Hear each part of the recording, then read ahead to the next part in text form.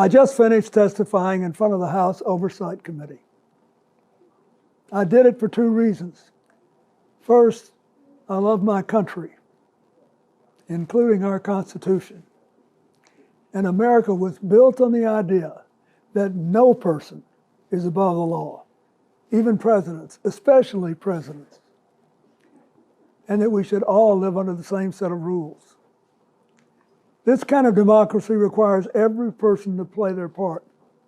And I hope that by being there today, we can bring ourselves just a little further away from the brink and back to being a country where we can disagree civilly and we can search for truth and justice, and that it outweighs the partisan urge to score points and create spectacle.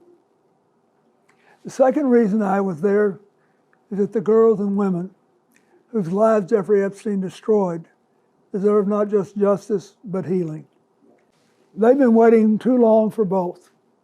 Though my brief acquaintance with Epstein ended years before his crimes came to light, and though I never witnessed during our limited interactions any indication with what was truly going on, I offered the little I do know in the hopes that it would help prevent anything like this from ever happening again. I also have to say something personal. Republicans made Hillary testify yesterday, and she had nothing to do with Jeffrey Epstein, nothing. She has no memory of ever even meeting him. She neither traveled with him nor visited any of his properties.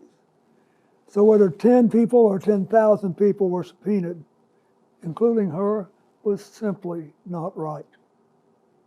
So here's what I told the committee. First, I had no idea of the crimes Epstein was committing. No matter how many photos they show of me, I have two things that at the end of the day matter far more than any interpretation of 20-year-old photos. I know what I saw, and more importantly, what I didn't see. And I know what I did, and more importantly, what I didn't do. I saw nothing and I did nothing wrong. As someone who grew up in a home with domestic violence, not only would I not have flown on his plane if I had any inkling of what he was doing, I would have turned him in myself and led the call for justice for his crimes, not the sweetheart deal that we got. But even with 20/20 hindsight, I saw nothing that ever gave me real pause. We're only here today because Epstein hid it from everyone so well for so long. And by the time it came to light with his 2008 guilty plea, I had long stopped associating with him.